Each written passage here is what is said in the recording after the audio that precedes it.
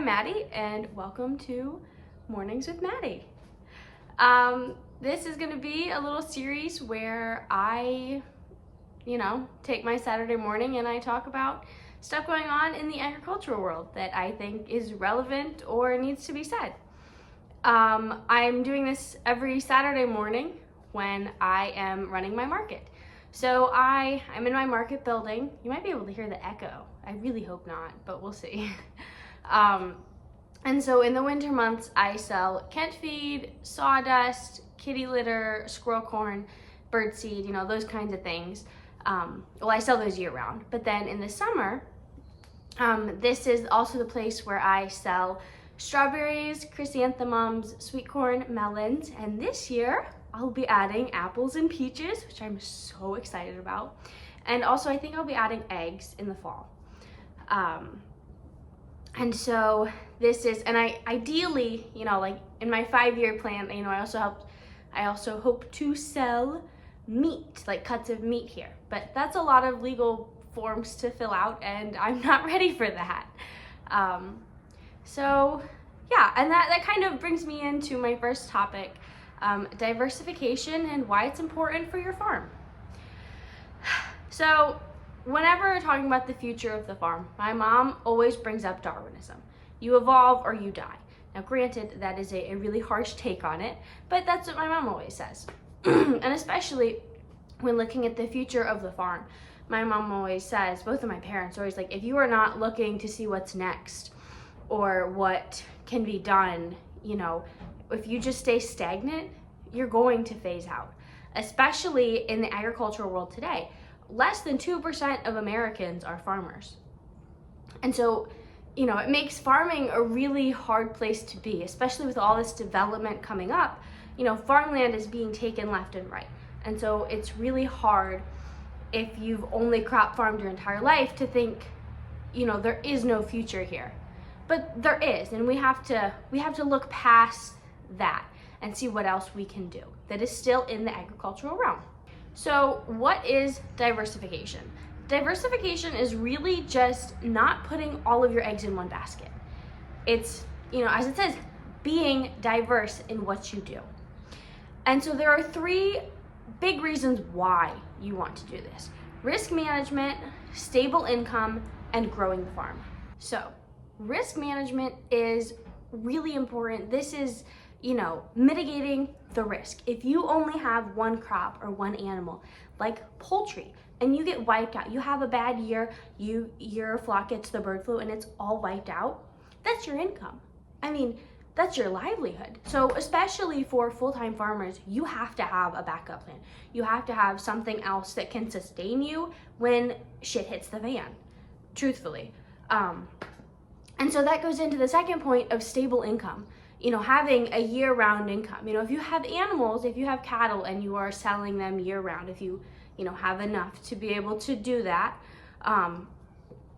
or if you have, you have vegetables in the summer and you have crops in the fall, there's a little bit more steady income.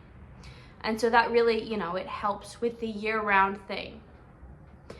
And then lastly, and most importantly, in my opinion, is growing the farm.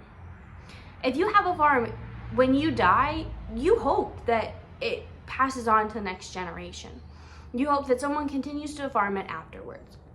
But they cannot continue to farm it afterwards if they are not farming it now.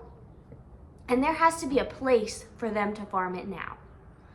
And that is a problem that I've seen with a lot of farms in the area. They want their kids to come back, but there's no room, there's no space. And so, if you want the farm to continue, you have to make that space. And so that is something that I'm gonna share me and my parents' story now, because I think that's something that my parents have done really well. And they have been able to afford me an opportunity to stay here, which is absolutely amazing. So in 2003, they started dairy farming. They milked up until 2016 or 2017 because my mom had to get a job for health insurance, and she couldn't work the job and do the dairy farm, and it was just them. and so my dad didn't have enough help. I was only, 10, 12 at the time. I wasn't able to help. I'm the oldest of three. And so they got out of the dairy farming and they got into raising feeder calves. And so we've been doing that since then. And so now we raise them from about 550 pounds until finishing weight. And so my mom now has a full-time job, which, gets us health insurance. But not only are they diverse themselves, but they also added space for me and my brothers to come back. So in 2019, I was a freshman in high school. I was 14 years old. I was told you have to get a job or you have to do something on the farm to make income. So I started growing chrysanthemums. And I started out with 800, and now I do about 1,600 a year. I've completely doubled, which is amazing. And that was my start, I was just getting into it. It wasn't a long-term commitment. It's over in 5 months. You plant them in May, they're all sold by October. And so there was no expectations with that, but it was my entryway.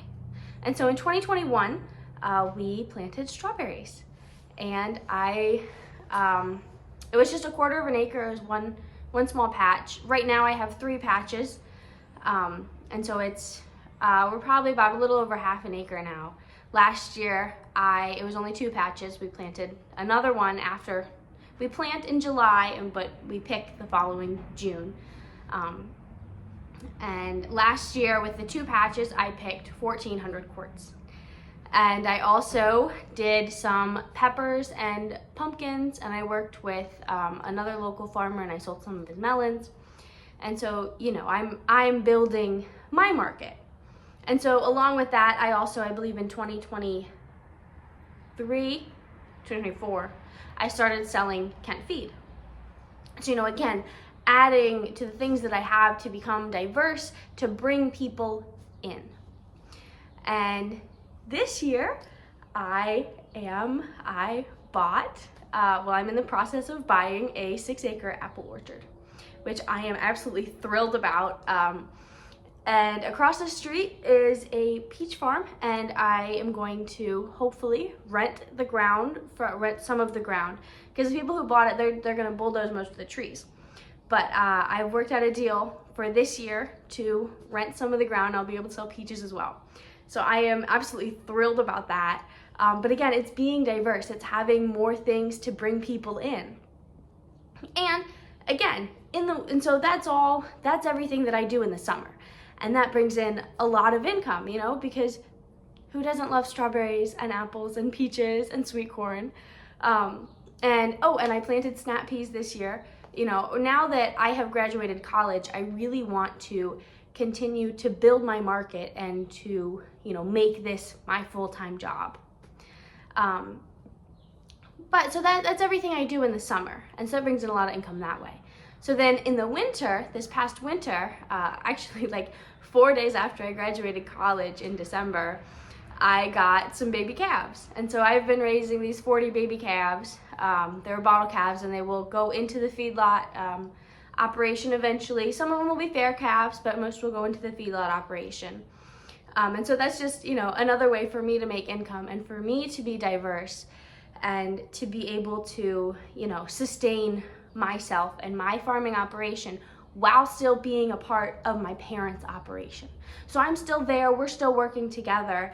I help out with the feedlot all the time, and they help me with all of my produce all of the time. And so, that's our story.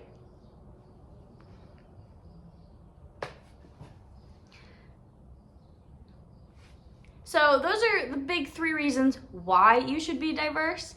And so now we're going to talk about how you can do that. So the first way is crop diversification. So, not just doing soybeans and corn, having maybe sorghum, or, if you can do popcorn or something else. Next up, there's mixed farming. if you have animals and you are, planting hay for your cattle, so it all goes into each other. Next up, there's value-added products like milk, like when you take milk to cheese or strawberries to jam. Because again, I also, with all of my extra strawberries, I make that into jam and I sell that as well. And so, it all goes into each other. Value-added products are extremely important for vegetables and fruits, because you can take the seconds, the bad ones, the stuff that nobody's gonna eat, and you can turn it into something that will make you, a decent amount of money. You're able to make a profit on something you thought it was going to be a loss on, which is absolutely amazing. So if you have an opportunity to do a value-added product, absolutely do it. Now granted, it takes time, but your time will be worth it. And lastly, there is non-ag activities. So that's like agritourism. If you do a farm tour, or you have like a little farm shop, or like pick your own apples even. Those are the 4 ways, those are the 4 ways that you can diversify your farm. And so diversification, again, is important because you have to evolve and make a place for yourself. In this industry and on any family farm, you have to be willing to stand up and say, I want to be here. And you have to have a plan how you're going to be there. And, just continue to enjoy this absolutely wonderful lifestyle. I hope you enjoyed listening to me talk, and I'll see you next week. Bye.